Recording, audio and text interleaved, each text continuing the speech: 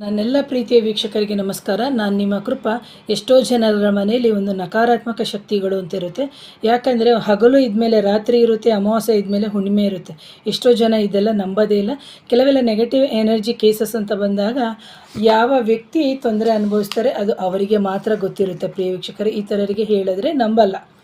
So ಒಂದು ಗೆಜ್ಜೆ ಶಬ್ದ ಆಗಿರ್ಬೋದು ಅಥವಾ ಅವರಿಗೆ ಕೊಡುವ ಫಿಸಿಕಲ್ ಟಾರ್ಚರ್ ಆಗಿರ್ಬೋದು, ಆ ವ್ಯಕ್ತಿಗೆ ಮಾತ್ರ ಗೊತ್ತಿರುತ್ತೆ.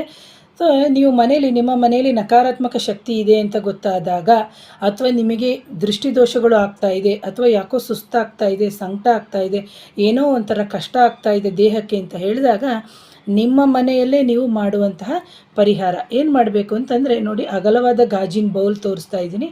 ಈ ಗಾಜಿನ ಬೌಲ್ ತುಂಬ ಉಪ್ಪನ್ನು ನೀವು ಹಾಕೋಬೇಕಾಗುತ್ತೆ. ಕಲ್ಲುಪ್ಪು, ಇದು ಪುಡಿ ಉಪ್ಪನ್ನ ಉಪಯೋಗಿಸಬಾರ್ದು, ಕಲ್ಲುಪ್ಪಲ್ಲೇ ನೀವು ಮಾಡಬೇಕು. ಆ ಕಲ್ಲುಪ್ಪಿಗೆ ನೀವು ಮಾಡಬೇಕು. ಆನಂತರ ನೀವೇನು ಮಾಡಬೇಕು ಅಂದರೆ ಲವಂಗಗಳನ್ನ ತೊಗೋಬೇಕು. 7ರಿಂದ 11 ಲವಂಗವನ್ನು ನೀವು ತೊಗೊಂಬಿಟ್ಟು ಏನು ಮಾಡಬೇಕು ನೋಡಿ, ಕಲ್ಲುಪ್ಪನ್ನ ಪೂರ್ತಿಯಾಗಿ ಹಾಕೋಬೇಕು. ಇದನ್ನು ಒಂದು ಸರ್ಕಲ್ ರೀತಿ ನೀವು ಲವಂಗವನ್ನು ಹಾಕ್ತಾ ಬರಬೇಕು. ನೀಟಾಗಿ ಸರ್ಕಲ್ ತರಹ, ಅಂದರೆ ಕಲ್ಲುಪ್ಪು ಪೂರ್ತಿ ಹಾಕಿದ ನಂತರ ಈ ಥರ ವೃತ್ತಾಕಾರವಾಗಿ ಲವಂಗವನ್ನು ಹಾಕಬೇಕು. ಹಾಕ್ಬಿಟ್ಟು ಏನು ಮಾಡಬೇಕು ಅಂತಂದರೆ, ನಿಮ್ಮ ಮನೆಯ, ಅಂದರೆ ಕೆಲವ್ರ ಮನೇಲಿ ಅಡುಗೆ ಮನೆ ಬೇರೆ ಇರುತ್ತೆ, ಹಾಲು, ಕಿಚನು ಇದು ಎಲ್ಲ ಸಪ್ರೇಟಾಗಿರುತ್ತಲ್ವ. ಸಾಧ್ಯ ಆದವರು ಪ್ರತ್ಯೇಕವಾಗಿ ಇಟ್ಕೋಬೋದು. ಒಂದು.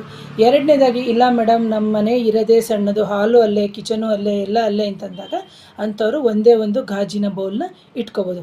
ಇಲ್ಲ ನಾವು ಪ್ರತ್ಯೇಕವಾಗಿಯೇ ಮಾಡ್ತೀವಿ, ಪ್ರತ್ಯೇಕವಾಗಿಯೇ ನಮಗೆ ಯಾಕಂದರೆ ಕೆಲವ್ರ ಮನೇಲಿ ಈಚ್ ಆ್ಯಂಡ್ ಎವ್ರಿ ಪರ್ಸನ್ಸ್ಗೂ ಎಫೆಕ್ಟ್ ಆದಾಗ ಅದು ಸಪ್ರೇಟಾಗಿ ಮಾಡಿಕೊಂಡ್ರೆ ತುಂಬ ಒಳ್ಳೆಯದು. ಇಲ್ಲ ನಮಗೆ ಮನೆ, ಹಾಲು, ಕಿಚನು ಎಲ್ಲ ಒಂದೇ ಇದೆ ಅಂತಂದಾಗ ನೀವು ಬೇಕಾದರೆ ಒಂದೇ ಕಡೆ, ಯಾಕಂದರೆ ಎಲ್ಲರ ಜೀವನ ಶೈಲಿನೂ ಒಂದೇ ಇರೋದಿಲ್ಲ, ಹಾಗಾಗಿ ಹೇಳ್ತಾ ಇದ್ದೀನಿ. ಆನಂತರ ನೀವೇನು ಮಾಡಬೇಕಾಗುತ್ತೆ ಅಂತಂದರೆ, ವಾರಕ್ಕೆ ಒಮ್ಮೆ ಆದರೂ ಬದಲಾಯಿಸಿ, ಅಥವಾ ಎವ್ರಿ 15 ಡೇಸ್ ಒನ್ಸ್ ಆದರೂ ಬದಲಾಯಿಸಿ. ಈ ಲವಂಗಗಳು ಅಂತ ಏನಿದೆ, ಈ ಲವಂಗವನ್ನು ಎಲ್ಲವನ್ನು ತೆಗೆದುಬಿಟ್ಟು ನೀವು ಮನೆಯ ಹಿಂಭಾಗ ತೆಗೆದುಬಿಟ್ಟು ಒಂದು ಸಣ್ಣ ಹಿತ್ತಾಳೆ ತಟ್ಟೆನೋ ಅಥವಾ ಮಣ್ಣಿನ ತಟ್ಟೆಗೋ ನೀವು ಹಾಕಿಬಿಟ್ಟು ಅದನ್ನು ಸುಡಬೇಕು.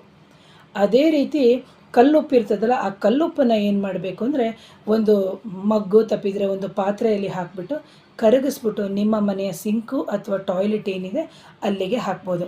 ಇಲ್ಲದಿದ್ದರೆ ತೊಗೊಂಡು ಹೋಗ್ಬಿಟ್ಟು ಯಾವುದಾದ್ರೂ ಮರದ ಸಂದಿ ಅಥವಾ ಗಿಡಗಳಿಗೆ ನೀವು ಹಾಕೋದ್ರಿಂದ ಇದರಿಂದ ಇನ್ನೊಬ್ಬರು ಕಾಲು ತುಳಿಬಾರ್ದು.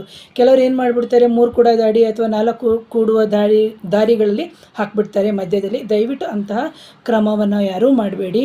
ಅದನ್ನು ಯಾರು ತುಳಿಯದೇ ಇರುವಂತಹ ಜಾಗಕ್ಕೆ ಹಾಕಬೇಕು. ಯಾಕಂದರೆ ಯಾರಾದರೂ ತುಳಿದ್ರೆ ಏನಾಗುತ್ತೆ ಅಂದರೆ, ದೃಷ್ಟಿದೋಷದ ಧಾಟುಗಳಾಗ್ಬಿಡುತ್ತೆ ನಮಗೆ. ಅದನ್ನು ಧಾಟು ಯಾವಾಗ ಹೇಗೆ ಆಗುತ್ತೆ ಅನ್ನೋದನ್ನು ನಾನು ಮುಂದಿನ ಯಾವುದಾದ್ರೂ ವಿಡಿಯೋಗಳಲ್ಲಿ ತಿಳಿಸ್ತೀನಿ. ಹಾಗಾಗಿ ಇದು ಬೇರೆಯವರಿಗೂ ಸಮೇತ ತೊಂದರೆಗಳಾಗಬಾರ್ದು ಪ್ರಿಯ ವೀಕ್ಷಕರೇ. ಹಾಗಾಗಿ ಈ ಸರಳವಾದ ಪರಿಹಾರವನ್ನು ಹೇಳ್ತಾ ಇದ್ದೀನಿ. ಇದರಿಂದ ದೃಷ್ಟಿದೋಷಗಳು ನಿವಾರಣೆ ಆಗುತ್ತೆ, ಜೊತೆಗೆ ನಕಾರಾತ್ಮಕ ಶಕ್ತಿಗಳು ದೂರವಾಗುತ್ತೆ. ಸೊ ಇದು ನನ್ನ ಚಾನಲ್ನ ಮೊದಲನೇ ಬಾರಿಗೆ ಯಾರಾದರೂ ನೋಡ್ತಾ ಇದ್ದರೆ ದಯವಿಟ್ಟು ಚಾನಲ್ನ ಸಬ್ಸ್ಕ್ರೈಬ್ ಮಾಡಿ, ಲೈಕ್ ಮಾಡಿ, ಶೇರ್ ಮಾಡಿ, ಕಮೆಂಟ್ ಮಾಡಿ. Thank you.